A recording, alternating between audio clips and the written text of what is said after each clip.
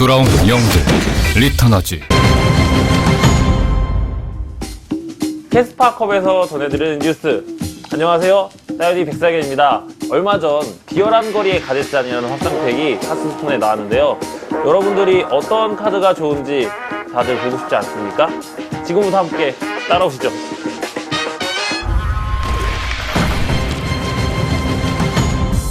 새롭게 출시된 비열한 거리의 가젯잔은 거칠고 음침한 가젯잔이라는 도시의 뒷골목에 존재하는 세 개의 조직에 합류하라는 메시지를 담고 있습니다. 그 세 개의 조직은 사냥꾼, 전사, 성기사로 구성된 험악한 떡대들과 사제, 흑마법사, 마법사로 구성된 비밀결사, 그리고 도적, 주술사, 드루이드로 구성된 빛이온 꽃이 있는데요. 그중 오늘 파헤쳐줄 조직은 험악한 떡대들입니다.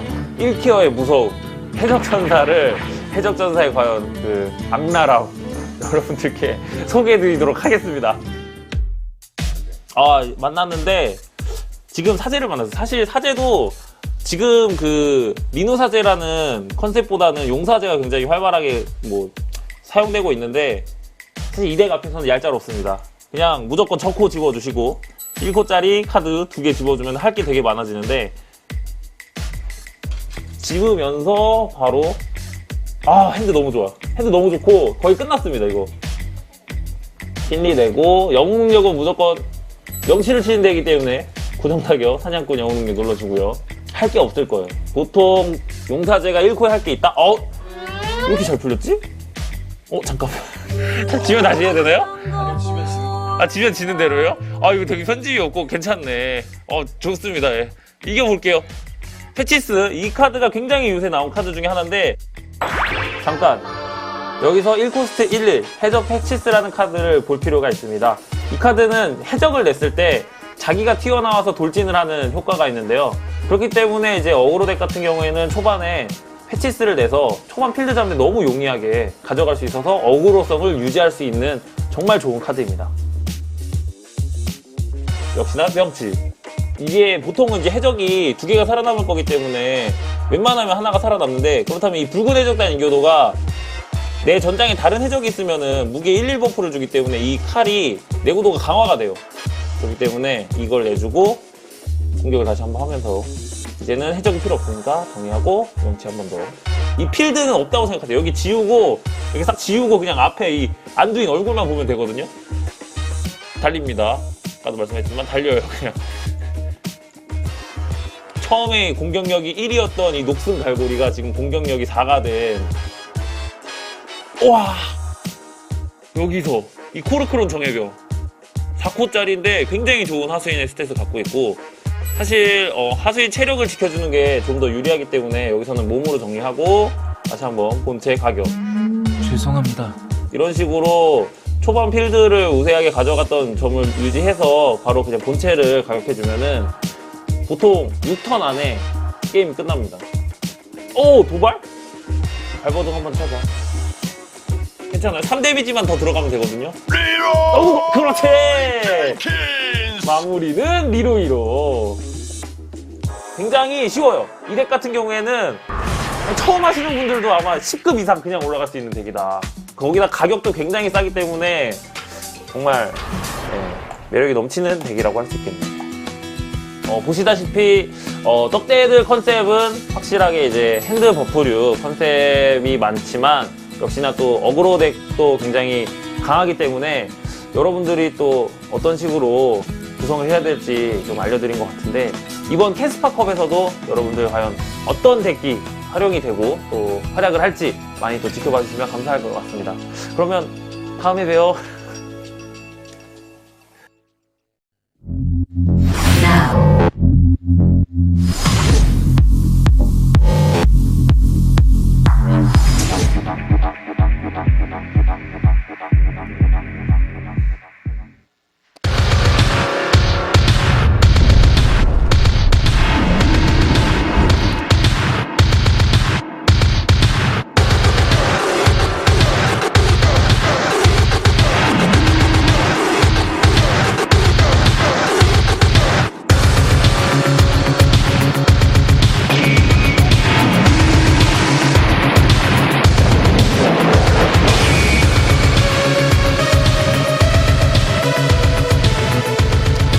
everybody, to the KeSPA Cup for Hearthstone. Hearthstone edition, if you will. My name is Valdez. With me tonight is Wolf. As always, how are you doing, man? I'm doing great.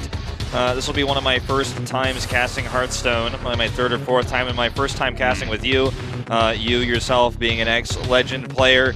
And this is going to be a fun time. This is going to be the first tournament that is played on main streets of Gadgetzan. So if you're out there, do tell your friends about this tournament. It's going to be over 3 days. Today and tomorrow will be group stage, and then the round of 4 and finals will be on the third day, which is Wednesday. So 3 days of Hearthstone action. We're going to break the format down for you guys a little bit more. But as this is on the new expansion for Hearthstone that was just released a few weeks ago, there's a lot to talk about. There's a lot of new cards. Yeah, lots of pirates making their way into the meta, of course. That pirate warrior is something we're going to be seeing a lot. Perhaps some rogues with a bunch of pirates as well. Here is the format you were talking about. Today and tomorrow, the 12th and the 13th, will be the round of 8 dual tournament format. It's going to be best of 5, so just like your StarCraft tournaments, you just do the dual tournament format. And this is all in Korean. Oh, actually, they do have the English at the bottom. So it's basically your standard Hearthstone rule set. For first picks, then you ban one of your opponent's classes from the 4 they have left. Then you do what we like to call in Korea the self-ban, where you ban one from your 3 remaining, and then you play with the 2 remaining you have left. So 3 classes, 3 decks per player. In order to win the best of 5, you need to win with all 3 of your decks. If you lose with a deck, you're allowed to use it again. If you win with a deck, it's removed from play. So you have to win with all 3 decks you've brought to the best of 5. Yep, nothing too new here. As you were saying, pretty standard format for Hearthstone, like the addition of dual tournament as well. Here are our groups. Group A will have Caster, Ghost, Time, and Seogwi, and Group B will have Chunsu, Flurry, Dahyuni, and Kai Zero. That's right, and as you were mentioning, the StarCraft format, this is going to be a double elimination group stage. So 5 best of 5s for tonight and tomorrow, and then the round of 4 will play each other against, it'll be seeded. So Group A's first place, Group B's second, and vice versa. Yeah, so it's going to be a lot of fun. In Group A, we have Caster, obviously a pretty famous Korean player, definitely one of the favorites to get out of that group. I think I recognize Seogwi as well. As you were saying, this is, we don't normally do like a ton of Hearthstone casting out here, but we watch it in our spare time. Big fans, we play it a lot. Yeah. And so definitely familiar with a lot of these players. Now, as in the StarCraft, KeSPA Cup we have a Keck TV winner prediction rate. Our first matchup for the night will be Caster versus Ghost.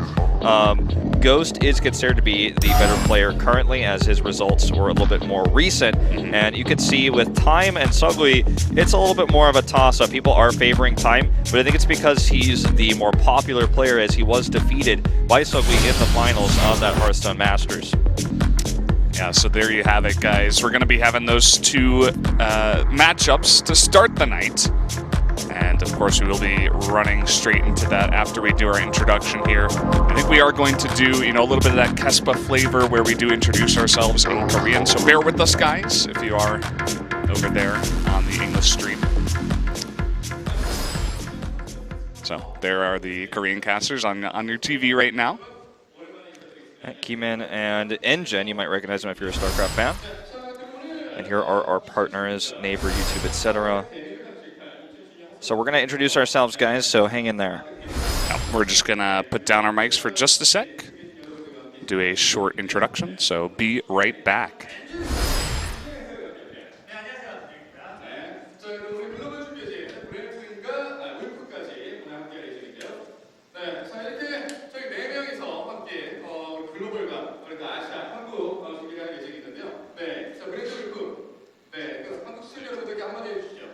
안녕하세요. 저는 발데스 글로벌 중위진입니다.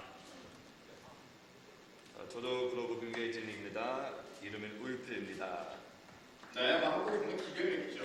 네, 진짜로 국내 기계를 그 한국 기계죠. So just not as much as we did for the StarCraft KeSPA Cup, where we were doing lots of different stuff, talking about the matchups, the players, everything like that. So just doing a small introduction for the Hearthstone one, just to give it that KeSPA Cup flavor. That's right. I definitely plan to do a little bit more of our intros going forward, but today I just wanted to keep it simple as it is the beginning of the KeSPA Cup. So as we get into this tournament, obviously there's a lot of things to keep in mind. One of the cool things about Hearthstone tournaments is that the decks, can change and evolve over time, so you can see adjustments and adaptations made not only to the decks themselves, but also how the players are going to play them.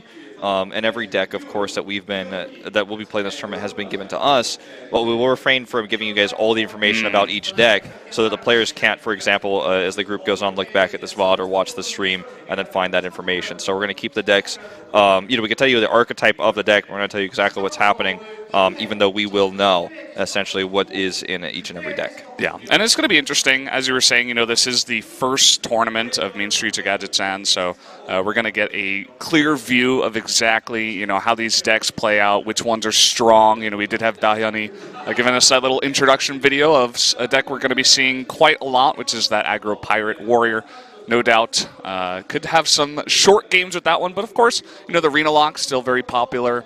Dragon Priest, some of those more control-y decks are in there as well. So it's probably going to be a mix of really fast games and really long games. That's what I'm expecting. There's also the chance that we'll see a lot of Warrior bans as well. So we might not see Warrior played, and if it is played, it will likely be that aggro pirate you're describing. There's also the pirate variation of Rogue and the somewhat hybrid Shaman, Jade, Pirate, aggro, mid-range sort of. Everything. Yeah, there's a little bit of everything in that Shaman, and we haven't really, I think that Shaman doesn't really have an official name yet. Some people like to call it Tempo Shaman, but some people like to call it aggro Shaman with Pirates and Jades. I don't know. It doesn't really have an official term, I guess, coined by the pros yet. Again, this is the first Hearthstone tournament on Mean Streets of Gadgetzan. And it's going to be played, of course, by these Korean players we've invited, all of which are pros who played in Hearthstone tournaments in the past. So this is not a amateur tournament by any means. This is the real deal when it comes to the first competitive tournament. The winner of this tournament takes home $10,000, a lot of money for just playing 3 days of Hearthstone. Yeah, it's pretty nice. Just playing a card game, chilling back in your chair, winning some money. Do you have a certain pick from any of these players that you want to see play, or a favorite player, or just a guy that you think has a good chance, or anything like that? Just looking at the player list that we have here, I'd say Time is the one that I look towards. I've seen him play a lot in Masters. He's been around for a long time. He's very well known. And I'm excited to see how he's going to do going into a new meta. He's known for adjusting quickly and on the fly. So this is a time where that kind of skill set is super important, because this meta is starting to settle finally, slowly over time. As people are at the beginning of this meta, it was really just blind counters. Okay, Pirate Warrior is everywhere. What's the counter to that? Okay, well, this counter gets countered by other counters. So how do we make the bridge between I need to counter the super aggro Pirate Warrior, but at the same time I can't try to Dragon Priest with this deck, so I need to find something that comes in between. I think the only deck we've gotten to that kind of is a one-size-fits-all is the Reno Warlock, the Handlock, that we've seen played by many pro gamers on the ladder and on stream. It's a sick ladder deck because it can beat every deck archetype if played correctly. Not always. I mean, sometimes you don't draw the right cards, but if played correctly and you have the tools that you need, it is kind of a nice catch-all that's going to have a good win rate for the ladder. But in pro play, we don't know how much it's going to get seen or if it will also be countered. Yeah, it's going to be pretty interesting to see. So, guys, we're having a little bit of a delay here, but I promise we will be getting to that Hearthstone in just a bit. The stage that we have set up here is quite nice to have the two players kind of, you were mentioning it before, the way that we do it over here at SPO for like the fighting tournaments and stuff like that is they kind of face each other on the stage, and I know the Blizzard tournaments have had that happen over at their Hearthstone tournaments as well, so it's a pretty nice setup. We already got some people in the audience waiting for this Hearthstone. That's right, and it's just going to be a pretty standard day of Hearthstone once we get this going. There seems to be some sort of anomaly going on the Battle.net servers right now for connectivity, and we want to make sure all players, of course, have stable connections as we go into this tournament. Don't want to have any drops in the middle of the game or anything like that affecting players' turns. Don't want to get people halfway through a turn and get roped when they reconnect or anything like that, so we're going to make sure we have totally stable connections. And besides that, I mean, this is not your usual technical delay. As you know, with StarCraft, for example, it gets a little bit more complicated. This is simply just connection. It's not like one player is like, I don't know if my sound settings are right. We need to pause. Or when Hero thought there was something wrong with his keyboard and then thought it was his mouse and then thought it was his computer, but actually he just forgot to hotkey one key. And we waited for like a half hour. So that thankfully there's nothing like that in Hearthstone unless your mouse randomly stops working, and or as you were saying, you have you disconnect or something like that. Your computer breaks all of a sudden. So we should be okay in this one. I'm even trying to connect. We have our Observer PC as well. That's right. Here. So something I do want to keep in mind, or have people keep in mind, and kind of tell everybody is a lot of people might be watching this going, well, like KeSPA Hearthstone Cup, or they're going to be is SKT doing Hearthstone now? It's not like that. It's just that this tournament series is sanctioned by KeSPA, and we're building a tournament series here at SPO.TV Games where you have StarCraft KeSPA Cup, Hearthstone KeSPA Cup, LoL KeSPA Cup, and eventually possibly other games as well. If SPO decides to do a Heroes tournament or a FIFA tournament or whatever, it kind of all lumps into this big tournament series that's not tied to one game, which is the cool thing about this tournament, because every other tournament you think about in Korea, you think about like LoL Champs or the GSL or Pro League, you think, okay, that's tied to one game, but this tournament is a little bit different. It's kind of it's tied to a subset of games right now. It's like a series tournament, or tournament series, I guess, with all the different games. Kind of like that. I would love to do, you mentioned FIFA, actually. That would be cool if we could do like a really laid-back FIFA cast, right? Yeah. I know you and Doa did it, right? Over at WCG 2013, I think, yeah. It was definitely... It was a long time ago. Not our most professional cast. Please don't look up those VODs, but no, it was a lot of fun. It's hilarious.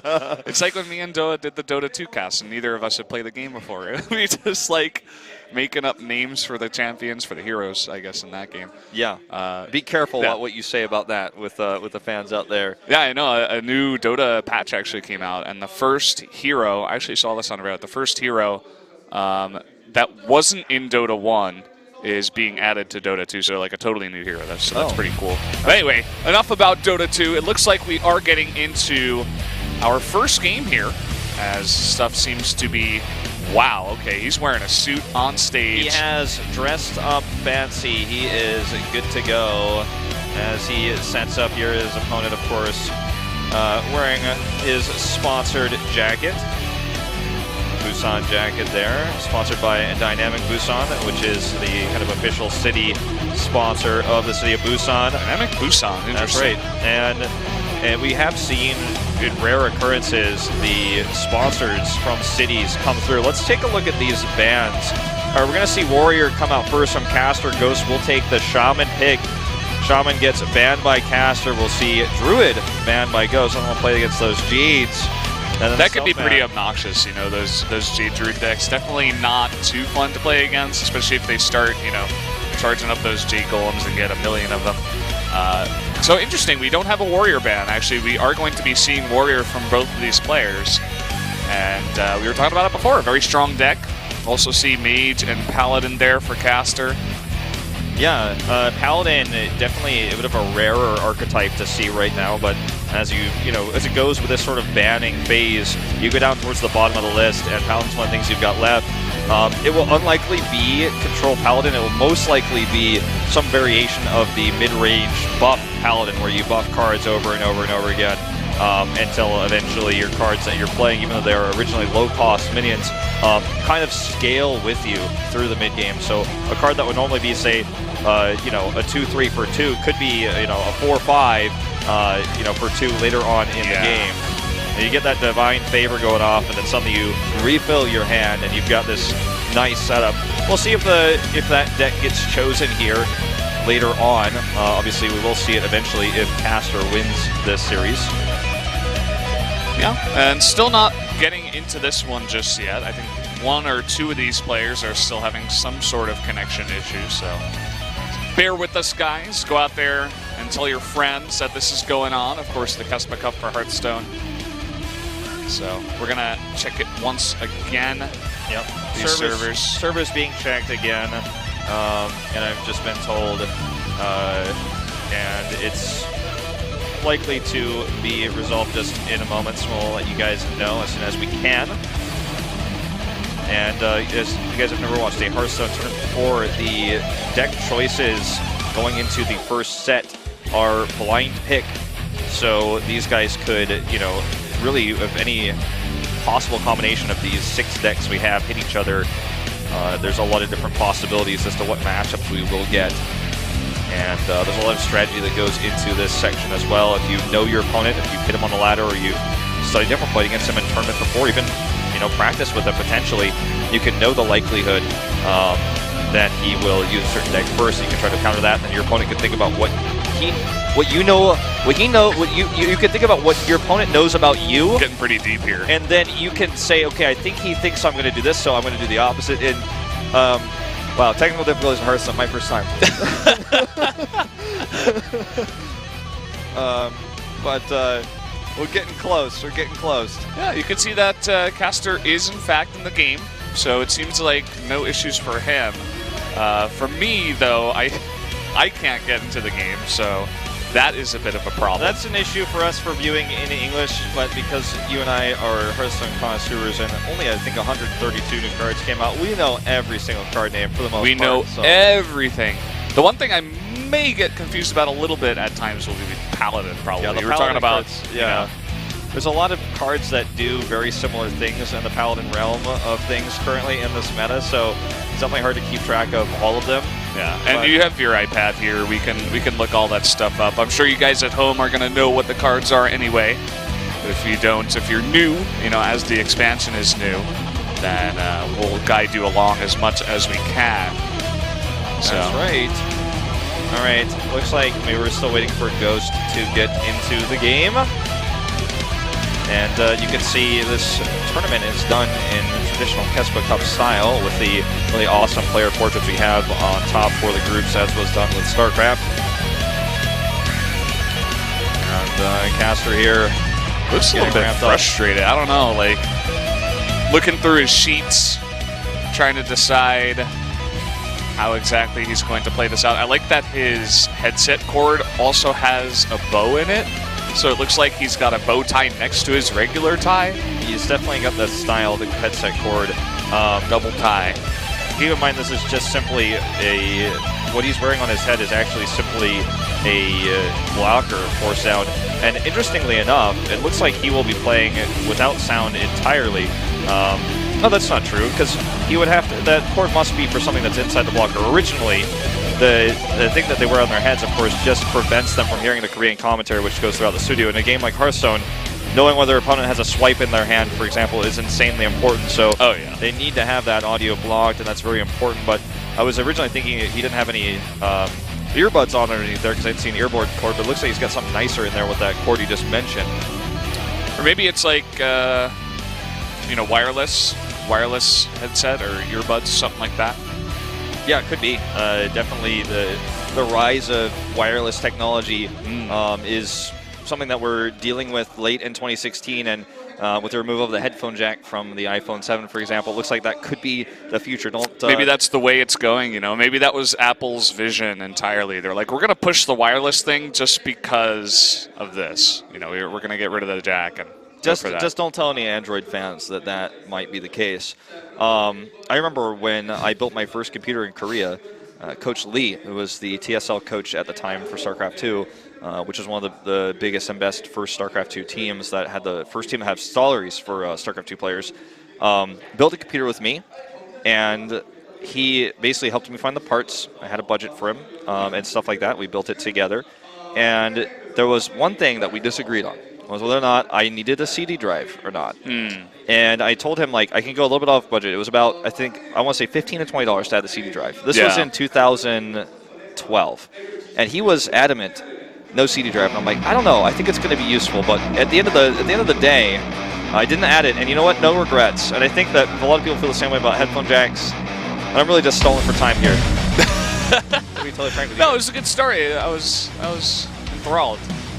The majority of that. We do have this camera shot, which leads him to believe. And the music, too. Don't forget the music. Yes. We are... I think we're getting into this. I think we are. My estimated wait time now into Battle.net is only 2 minutes. It was 118 minutes before. So I mean, something must have been fixed. good sign. Caster really wants to get into this. He's thinking about getting on Ventrilo. that mic there. Yeah. He's like, nah, I better not. That would probably be against the rules. Yeah. These actually look like they're some sort of hybrid between the sound blocker and a headset. It must be the headsets they use for KeSPA Cup for League of Legends, because obviously you would need a microphone for that. I've never seen this actually sort of device before. Normally it's because I'm used to casting 1v1 games like StarCraft, kind of being different. But as you guys can see, Caster is still in the challenge list. He's looking through his friends list, wanting to challenge Ghost, as that will commence the first match. We can't even see what deck he's chosen, as we don't have the camera close enough, but he's probably got it in mind. That's true, now that I think about it. You know, even though he first picked Warrior, he doesn't necessarily have to use that first. So there's a lot of mind games that goes into that as well. So it may make Ghost think that he is going to play that Warrior as his first deck, and he may try to blind counter it, which will not be effective. So even though we were under the impression that we were going to start, it's not back. to be. It's back to us. You get to look at us. We had our coats on earlier as we went out to go get food before the broadcast, and we actually looked pretty nice, but we decided to go down to the traditional vests that are ever so popular in Korean attire. Yeah, and we look good regardless. My monitor's a little bit high because I was looking at some stuff earlier. I'm bringing that down. Oh, look at that. I filled 4 seconds doing that. Yeah, there you go. I got a little bit of time fill going on right there. Yeah. So a little bit of an update. I still can't connect to Battle.net. Yeah. Thanks for the update. So they're in Battle.net, so they must be okay. But just as we said before, it just means that we won't be able to see it in English. So the servers are live, as we have heard. And so basically, Blizzard is being. We've contacted Blizzard to make sure that they can confirm the servers will remain live throughout the duration of this game. On top of that, as you mentioned, you still being unable to connect to Battle.net means it's possible the observer cannot actually log into the. If the observer cannot log into the game, then we cannot observe the game. Otherwise, we'd be stuck to observe from 1 or 2 perspectives only. And this is, of course, announced by Blizzard CS. And emergency maintenance underway as we speak. So obviously this is an emergency situation. If you have a tournament, you need your servers to be live so your players can play. And that is what we're working on right now.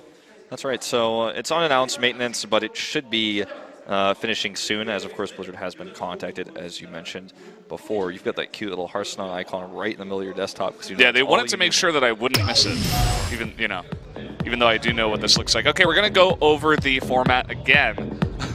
So as you said before, just your normal, Hearthstone format here. You pick one class, you ban an enemy deck, you self-ban one of your deck, and then the last 2 remaining, plus the first one that you picked, will be your 3 classes that you can play, your 3 decks, and then you have to win with all 3 of them in order to advance. So we can also go down, perhaps if they showed us again, which they may very well do, go back through that banning phase, because there's a lot to talk about there.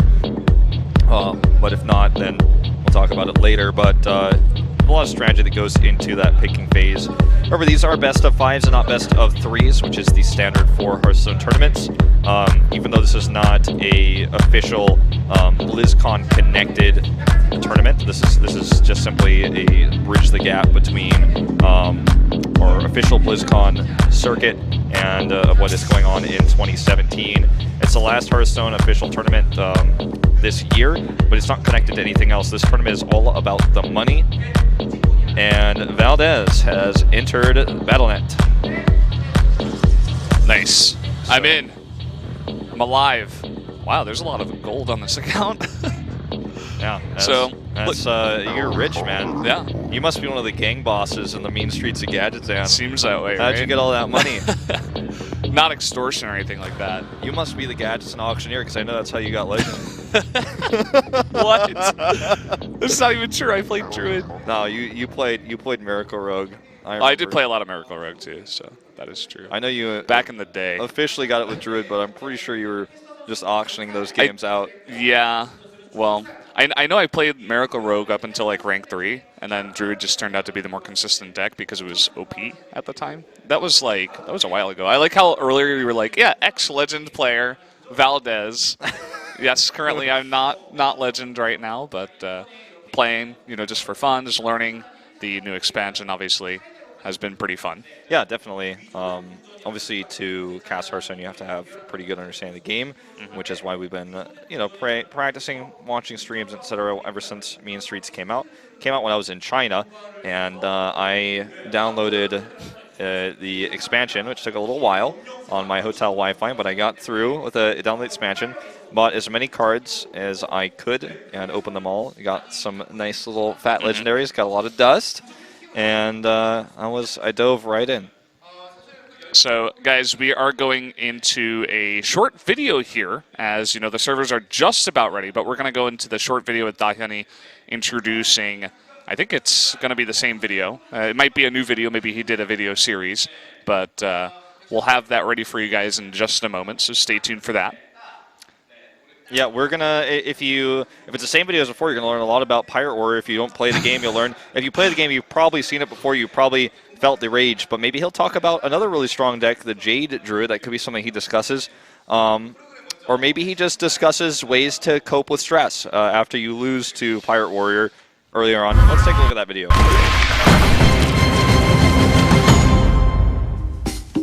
캐스파 컵에서 전해드리는 뉴스. 안녕하세요, 따여디 백사견입니다. 얼마 전 비열한 거리의 가젯잔이라는 확장팩이 카스스톤에 나왔는데요. 여러분들이 어떤 카드가 좋은지 다들 보고 싶지 않습니까? 지금부터 함께 따라오시죠.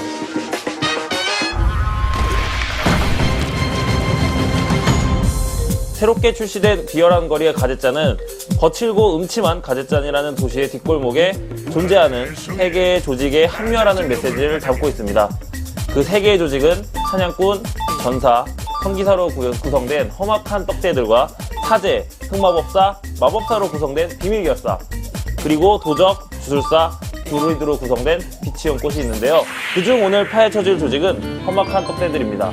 1티어의 무서움, 해적전사의 과연 그 악랄함 여러분들께 소개해드리도록 하겠습니다. 만났는데 지금 사제를 만났어요. 사실 사제도 지금 그 민우 사제라는 컨셉보다는 용사제가 굉장히 활발하게 사용되고 있는데 사실 이 덱 앞에서는 얄짤없습니다. 그냥 무조건 척코 집어주시고 1코짜리 카드 2개 집어주면 할 게 되게 많아지는데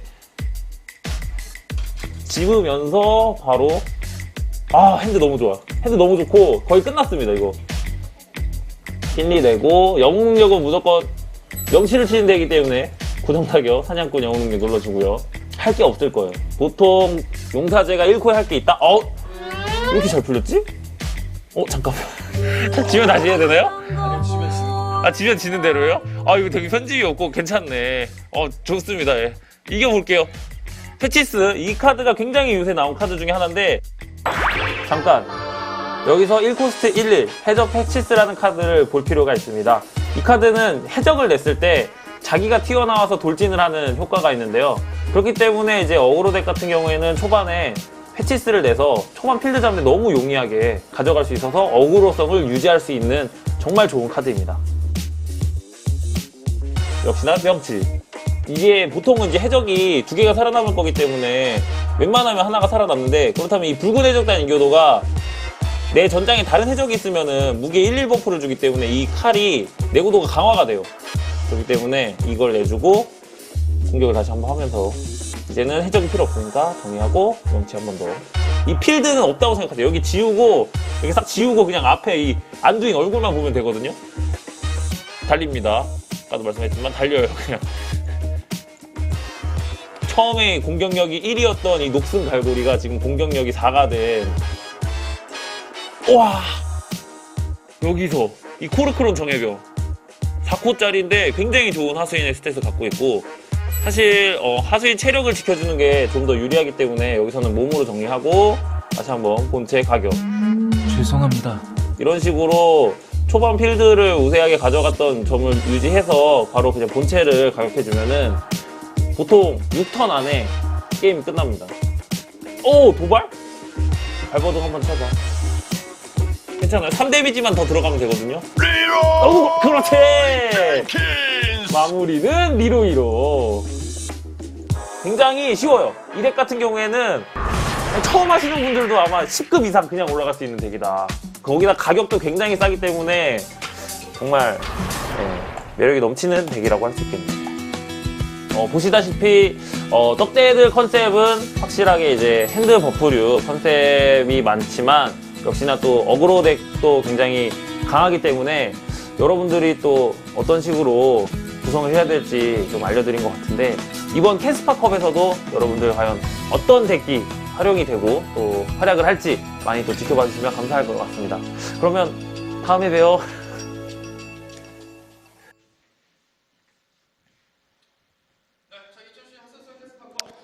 So we are back here, guys, at the KeSPA Cup. Thanks once again for bearing with us, but it looks like things are all said and done, and I think we should be getting into these matches in just a few minutes. Yep, sorry for the technical delays, Hearthstone fans at home. It seems to be that everything is good to go, as I see that you, in fact, are in-game as well. So we'll be, jumping in and taking a closer look at these games. Finally, I know you guys are here to watch Hearthstone, not see us talk about it and talk about deck formats. If you're hardcore, talk about Dota 2 and talk about that one time Wolf bought a computer. Yeah. Whether or not he needed the CD drive or not. I didn't need it, though. Spoiler alert. But if you're here to watch because you're up late and you're watching Korean Hearthstone in English, and you are that hardcore, you probably know how the deck formats work, you probably know how bans and picks are done, and you probably know all about these players, so you are just waiting to see the games unfold, and you're going to copy and screen cap those decks and keep them yourselves, and we're about to get to that moment. One of the fun things to do when you're watching Hearthstone is to play at the same time or right after, just look at the decks and say, oh, I saw how that guy played against this deck, I was having trouble, let me try. Or maybe you're watching on your computer and you're playing on your iPad. There's a lot of different ways to play Hearthstone, and that's part of the reason why it's fun. So, guys, it looks like we are ready to get into this game. Finally here, it is going to be Caster versus Ghost on stage in just a few seconds. Here we go. We're going to go through the bans and picks again. It looks like first pick, Warrior versus Shaman. Banned by Caster is Shaman. Ghost will ban the Druid. The self-ban being Caster is not interested in playing Rogue. Ghost is not interested in playing Warlock. And what's left here is Mage and Paladin for Caster, and for Ghost it is Rogue and Warrior. So we will see two Warrior decks. Paladin sneaks through, same with the Mage. Really curious to see what Mage Caster is bringing to the table, because there's a lot of different variations right now. It's likely the Kazakus variation. Or like I like to call him, Kazakis. Kazakis. That's his name in my mind. But we have the deck list actually of Ghost, but not of Caster, so we'll just have to wait and see what variation it is. And that's actually a little bit more exciting to me to see what form he is running with. And once we see it once, if he loses with it, as many times as it takes for him to win with it, we will see it again, or he'll be eliminated in this first best of 5 and go down to the losers match. As you can see, both players are ready. You can see Ghost starting to get a little bit impatient, as all he wants to do is all you guys want to watch is to play the game. That's what everybody wants right now, to get into this game so we can start talking about some nice Hearthstone. All right. Getting into this. That's right. As we said before, Paladin also brought here by Caster, so we assume it's going to be that kind of mid-rangey, buffing Paladin, but could be something more cool. But guys, we are finally ready. We're going to be jumping into game number 1 of Caster versus Ghost right now.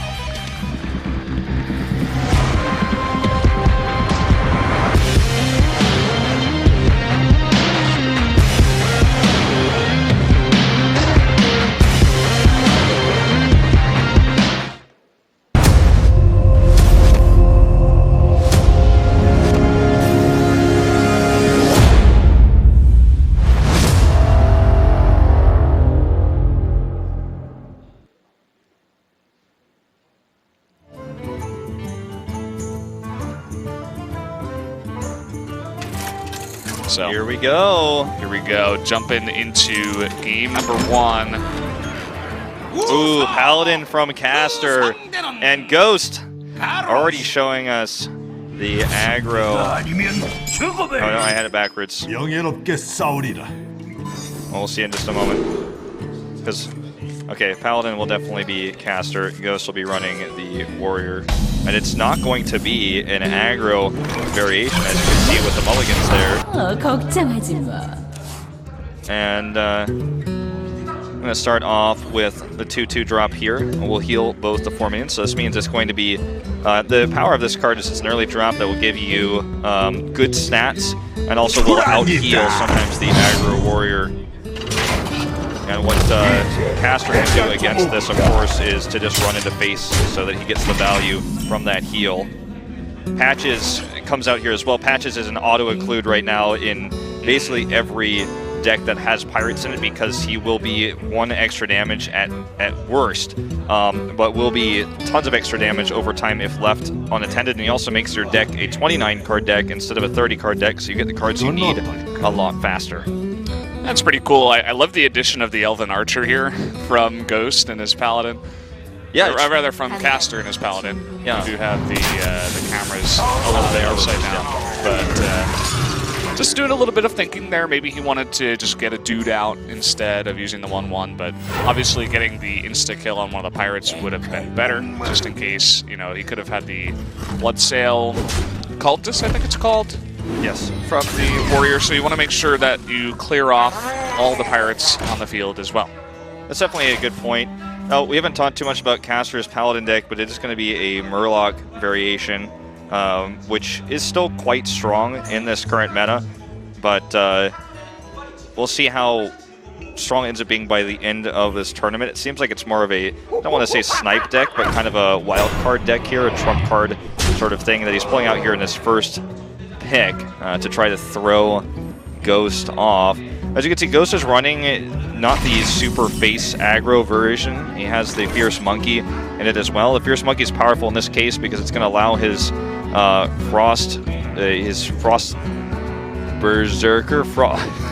What's the, not Frost Berserker? Frothing? Frothing, yes. That's Frothing the word I was thinking Berserker, of. yeah. It's going to allow his Frothing Berserker to get stronger and stronger over time. And it's difficult for Paladins to remove that card, especially in this matchup, because they don't have direct damage. Only, you know, being able to remove with their own minions or using Consecrate, sometimes paired with Equality. Now, we don't know what Caster actually has in this deck, whether he runs Equality or not. I imagine he probably runs 1. Yeah, just run 1, you know, just in case, because it's such a powerful clear right now, so definitely a good idea to do that. So this isn't the best turn ever, especially because he's buffing up that Frothing Berserker once again, but he had to get rid of the Monkey. I mean, the main thing when you're going up against this deck is to just get rid of the stuff that the Warrior has on the board, and we actually do see a dragon coming out here, the Twilight Guardian. Yeah. So right now, at the looks of things, it's obviously very favored for Ghost. He has taunts he's using to buff up this Frothing Berserker. Now, the small-time recruits here will draw him 3 1-drops from the deck, including his very own patch. You never want to draw that, but sometimes you get unlucky. And while he runs a Bloodsail Corsair, which can actually remove 1 durability from the weapon, that's a super tech card. You're never going to want to probably run that one on the ladder, but you can definitely use that in a tournament to do some real damage. He's also running that 1-drop that I've never really seen on the ladder before as well, which will draw him a card every time it takes damage. Interesting card. It doesn't have any attack, so you just have to let it take damage, I assume.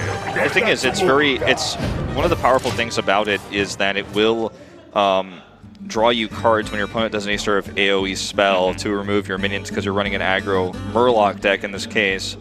So he plays it here with Patches. Patches can't attack, so it's a pretty weak turn here again for Caster, and goes, again, just significantly ahead because he has the ability to block. Now he's going to go ahead and drop Finley Murgleton here, and we'll grab card draw, because he knows this is not the super aggro situation where he needs to do face damage. He's already significantly ahead. He can just further his advantage now with the life tab.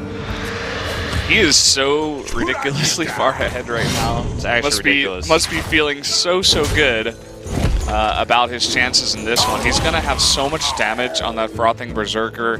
He's only going to allow that Acolyte of Pain to draw 1 card. There is the equality, so there is some hope if he can, you know, get some kind of AoE. Yeah, he has Solemn Vigil too, so if he could clear the board, he could draw for a very low amount of cards. Unfortunately, I just don't think that's going to happen.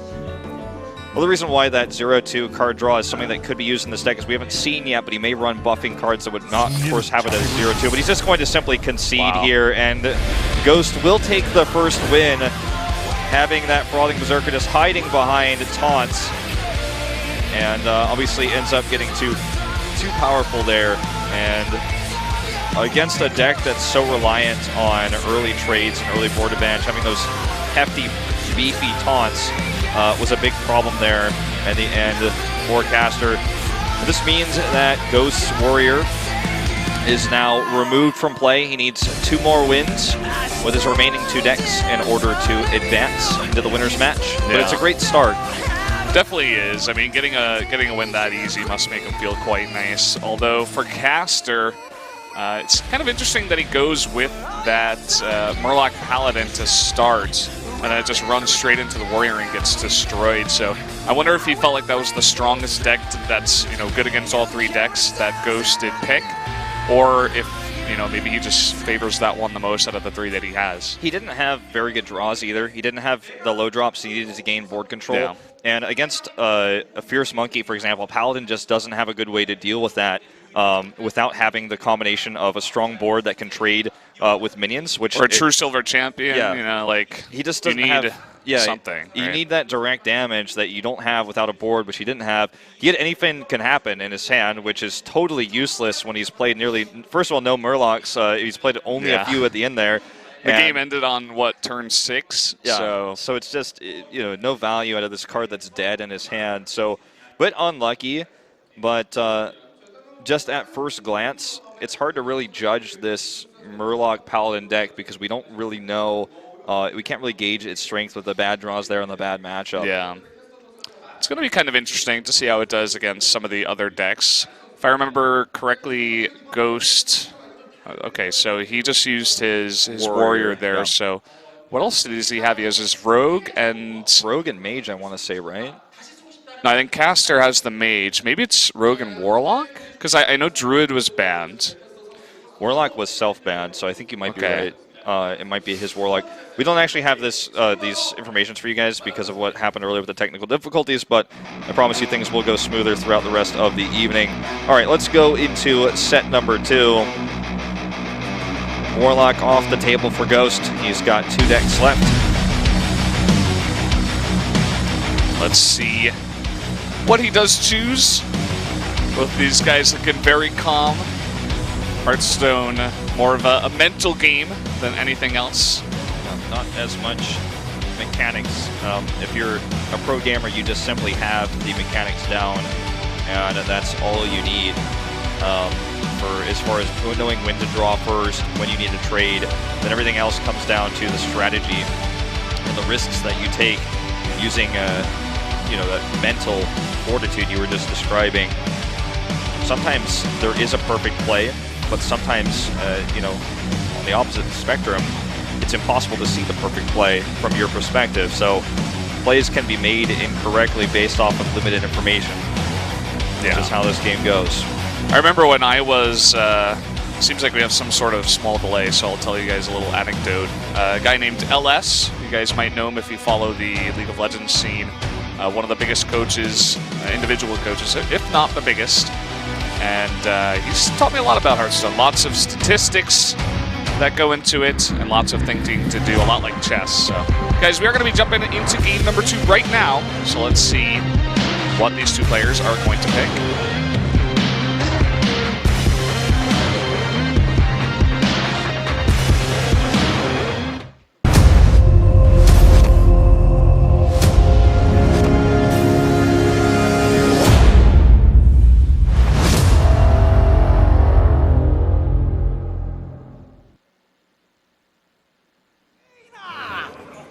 All right.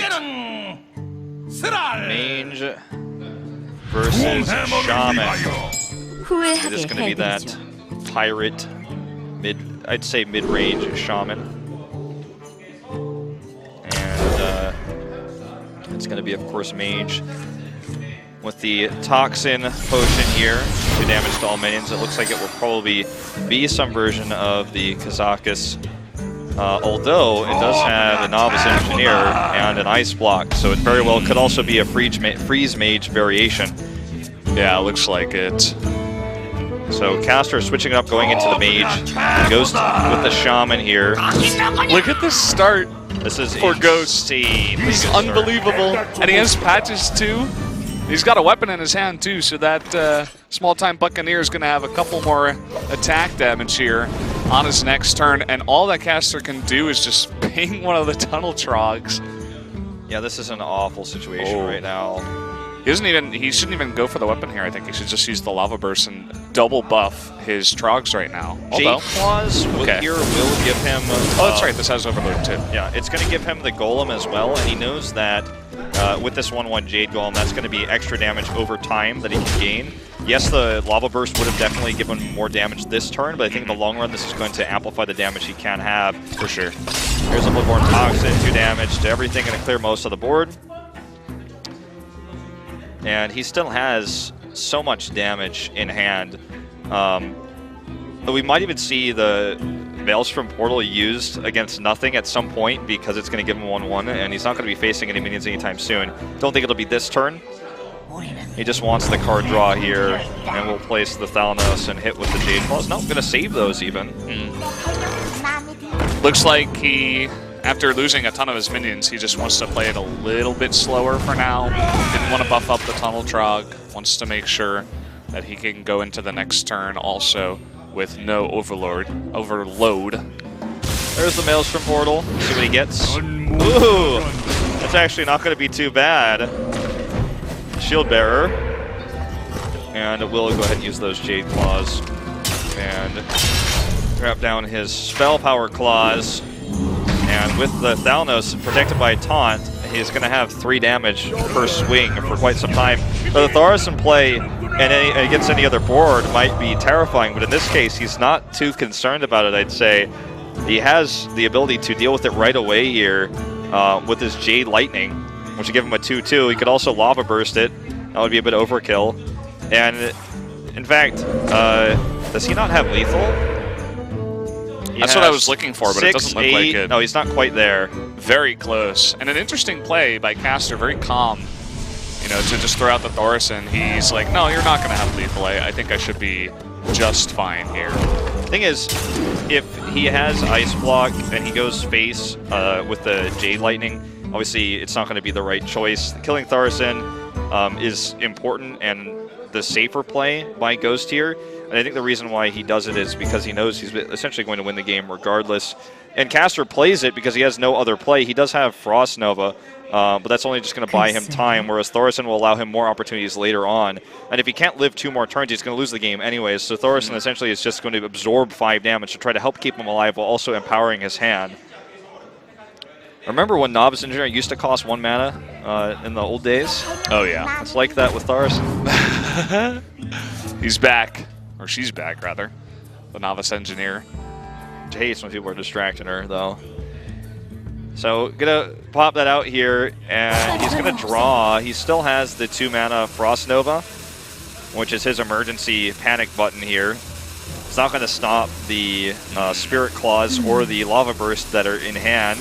He's really close here. He's gonna go for Ice Barrier first. Actually, he's just gonna go for both.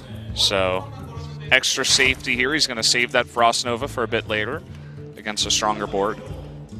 10 damage in hand with this Blood Mage Thalnos, and it's just, the funny thing is he could ping it at any time, the problem being that he just simply doesn't have enough mana to even allocate to that while he's trying to survive using these secrets. And it's just an awkward turn actually for Ghost, because yes, he has 2 charges of his weapon, and he could use one of his spells to actually pop the spell block, or the ice block, but he actually won't be able to do that until he wears down this first. So he's going to go ahead and pause the armor, and he's actually going to do it. He's going for it here. He will now, of course, have lethal the following turn. Yeah, there's the ice block popped, and no ice block in hand. No second one here for Caster, so really not in the best spot right now. We'll see if he can draw it. He has this draw, and he does have the Arcane Intellect, so there's a chance that he could draw it here. Put out his Cobalt first. And there's the Frost Nova. And now he can use his Ice Lance along with Frostbolt to remove some of the damage. Oh, even gonna go face. He's really hoping that he can burn this down soon. A risky decision. Oh, and no damage picked up here for Ghost. Okay. Gonna drop his 4-mana 7/7. But can Caster kill him on this turn? That's really the question. He has to draw some more damage himself. Or his second Ice Block. Oh, there it nice. is. And he's got Alex Strasza to follow it up. He could very well survive through this. Let's see what he wants to do here. I'd say he definitely wants to Ice Block and throw out the torch. The question is, when he does with the rest of his mana, he will have... I mean, he has this turn and the next one and one more. I think he just simply has to torch face. I'm trying to think of any other thing that's viable here, but there's not really. If he wants to put the Loot Hoarder out, he could get another draw from it. I think that's what he's thinking about for sure. And it's a tough choice. There is, you know, from what he knows, there's no right answer. He knows this one has no cards in hand. I like the torch play better because you really need that damage. And you're not going to survive long enough to Alex Strasza him down to 15 and, you know, start doing your damage from there, so... Yeah, Forgotten Torch I do agree with you. Gonna hit face with that right here at the end of the rope. Now, one more turn, this Ice Block will buy, and no direct damage again here, in fact. I'm gonna pop the Ice Block. We'll now clear the board. And this is definitely a bit of an awkward position here for Ghost, as he was likely looking to end the game earlier. He's unlucky that Caster has gotten both Ice Blocks, but now it's Caster's last chance. Job's done. What will he get here? It is lethal on board even with Alex Strasza. He draws Blizzard, but the weapon will not be stopped. Yeah. So he's dead no matter what. He can Loot Hoarder and ping it, try to draw... even then, you know, he's going to be down to 5 mana, so he couldn't even Blizzard and do anything else if he was trying to draw something. It's checkmate. He doesn't know it, but it is. It's exact lethal, even without spell power for the Spirit Claws at 15. And he concedes. Ghost will go up 2-0 in this first best of 5. Very quick. You know, not the super close games that I was expecting. Obviously, the Aggro Warrior getting a quick win, and then the Freeze Mage kind of falling flat on its face. A really good start for Ghost there from a Shaman as well. Just able to get so much damage very early on in the game and get board control right from the get-go. If he had a slower start, then we could have seen that game go the other way. Absolutely. It was a pretty aggressive play by Ghost to use his all of his direct damage immediately to pop the Ice Block. But it ended up paying off at the end of the day. And with the secrets start coming out, you know it's not Reno Mage anymore, so you don't have to worry about the full heal. So I think it was the right choice at the end of the day. And he gambled on it. It definitely paid off. And this is a really awkward time for Caster now, who now has to win with, of course, his Freeze Mage, his Murloc Paladin, and his third and final deck, without losing a single set to the last deck of Ghost here. We were saying it before, we don't have the deck list of Caster, actually, so it's kind of interesting that he chose to bring all these kind of funky decks. We'll see if it pays off for him going into game number 3 of Caster versus Ghost.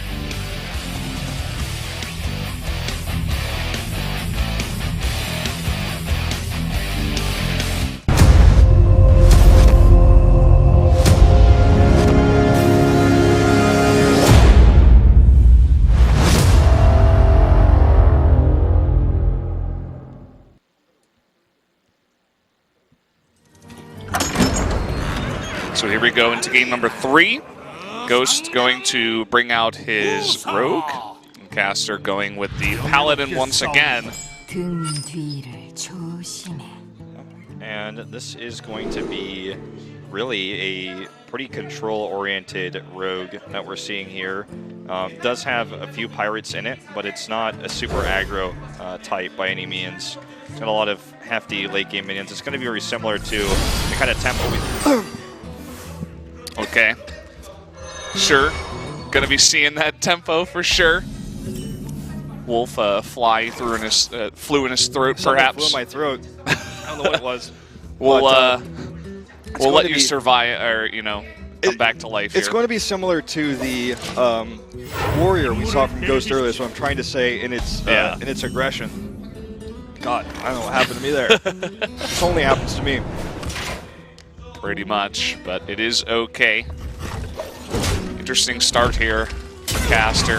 Throwing out the O2 minion once again. Draws a card when it dies. Okay, he's gonna throw out another one. Yeah, I think it's called the Rune Egg, just based on reading that Korean. The name was escaping me. But you can see he's got Finja in his deck. Finja is a pretty unique minion. It's a stealth Murloc, but it's a high cost Murloc, so it's going to be a pretty dead card for him for now. But if he can actually control the tempo, when Finja comes out, every time he kills a minion, he will get a Murloc from his deck, summoned directly to the board, and that can help kind of keep him rolling through the mid to late game. It's a very important card that, even though it's dead in his hand right now, it's actually quite nice that he ends up having it. And the Tomb Pillager here is a very difficult drop to deal with. It's pretty good stats, and it will give coins, of course, to Ghost here when they are defeated. And this actually may force an equality to be used. He can't use it yet. Yeah, he can't do the combo. I mean, I suppose he could trade the 1/3, the Acolyte of Pain, if he wanted to, but not a very good play. So, exploring his other options here. Another pretty decent start for Ghost. It looks like once again the Rogue with the Pirates, the Gadgets and Auctioneer, obviously like a mix of Miracle and Pirate Rogue.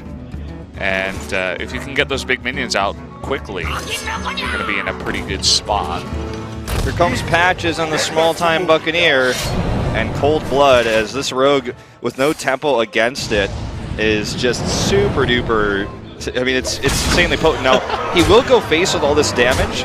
Unfortunately, even the Conceal isn't going to help keep these minions alive because the combo with Equality Consecrate is now available. It's the only choice right now for Caster, but he's still, in terms of health, quite significantly behind. This could be the turning point. Look at the next turn, though, for Ghost. He gets 2 coins, he already has a preparation, and Gadgets and Auctioneer is coming out right away. You're going to see this fly out of his hand because he's just going to get so many cards here. So he's going to immediately refill his hand. He can get a ton of damage off the back of this and be ready to follow it up coming into his next turn. Yeah. Not to mention that the Prep Fan of Knives is going to be insane here should he use it, because it will clear the board. And he is going to use it. Look at this. Still 2 mana available. Clears the board. He'll, of course, draw 2 cards for his opponent, but it's going to clear Finja. Actually, 3 cards it will draw for him. But he clears this board. The Auctioneer is still need to be dealt with. He's got Eviscerate. I wonder if he could kill his opponent. He would have to Eviscerate into Prep into another Eviscerate. It is possible. But he does not want to go for that. Going to go for the safe play. I like that. Yeah, there's no reason to really keep drawing into that when you've got such a strong board. 2 Murloc Warriors, a Solemn Vigil, all these cards useless here. The Wicker Flame Burn Bristle, the 3, that's 2/2, it will heal your hero every time it does damage, but for how much? I mean, what is he going to be healing his hero with? He can drop out his Blue Gill Warrior, kill the small-time Buccaneer. But after that, I mean, he can't really... I mean, okay, he could potentially kill the 4/4 with this and the Argent angry guy. I can't remember his name because it's in Korean, but he will come out and... Abusive Sergeant? Abusive Sergeant, yes. Yeah. The angry guy, yeah. He is abusive. He is pretty angry. He's not as angry as he used to be with the nerf, but he's still pretty mad. Yeah. And abusive. Not as much damage being done by that card anymore. I suppose he could throw out the War Leaders yeah. too. See, that's the other option here. perhaps that's better for staying power on the board. Oh wow, is he going to play the Wicker Frame Burn Bristle? I don't think that even makes sense, but okay, he was I love the considering name of that card, the Wicker Flame Burn Bristle. Yeah, see, I told you I knew all the names of the cards. I couldn't remember the Abusive Sergeant, but I couldn't remember that. 한방이면 충분하지. So he can't actually kill the small-time Buccaneer, but he will do 1 damage to it. Okay, Sap's going to instantly get the Bristle, and then look at this. Eviscerate, 4 damage to face, SI7, and Small-Time Buccaneer. This is going to be a 3-0 Ghost. Will take it. Easy peasy. He didn't even break a sweat. Small-Time Buccaneer went big time in that game. Making a name for himself here, getting the last bit of damage in the series. And a quick 3-0 means that Ghost will be moving on to the winner's match that we will be having a little bit later on. So very, very strong plays from that player. And also just really good draws in general. Very good luck going to our player Ghost here. I like that Rogue. You know, there's a lot of Pirate Synergy in that deck. And you've got just so much potential to get the synergy going off versus like mid-range type Murloc deck. Like, I mean, it worked out really well for him because he knew that there was no way to remove his heavy damage. Then he did a lot with the Cold Blood, then Concealed. Now, and let's be real, like, Caster, if he didn't have the Equality Consecrate, that game would have been even more one-sided. Yeah, Like, it would have been ended over 2 turns earlier. Exactly. Right? So would have been crazy. I mean, he got lucky in that regard. To be honest, I mean, there's obviously it's a card game, right? There's obviously an element of luck in every best of 5. But I feel like the decks that we saw brought here from Ghost were just overall more solid. It looks that way. You know, generally when players try to get cute and use the different types of decks that you don't see too often to try to trick their opponents, generally those decks aren't as consistent.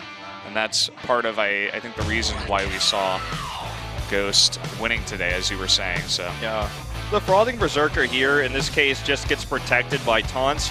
And if you guys don't know this, Frothing Berserker and Rusty Hook are best friends because any 1-drop that comes out, the Rusty Hook clears and the Frothing Berserker just gets free health off. And then he continues to protect using the Dragon and, of course, earlier the Fierce Monkey. And this Frothing Berserker just wins the game for him. Then we go into game 2. this start was just unbelievable. Oh my god, yeah. Tunnel Trog into Tunnel Trog Small-Time Buccaneer into Jade Claws. It's just so much damage very early on in the game. I mean, this is turn 3, and I want to see exactly how much damage he does here. 3, 2, 2, 1, and 2. So about 9 damage there, I think, in the end.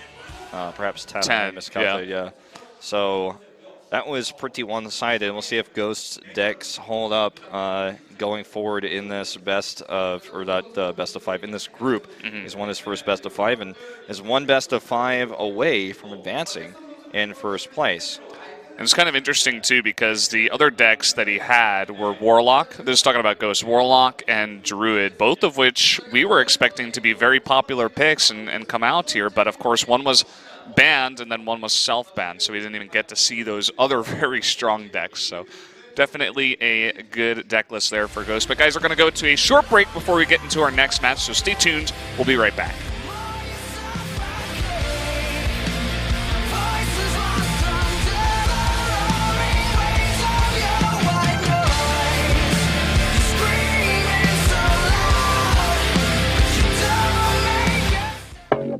Next.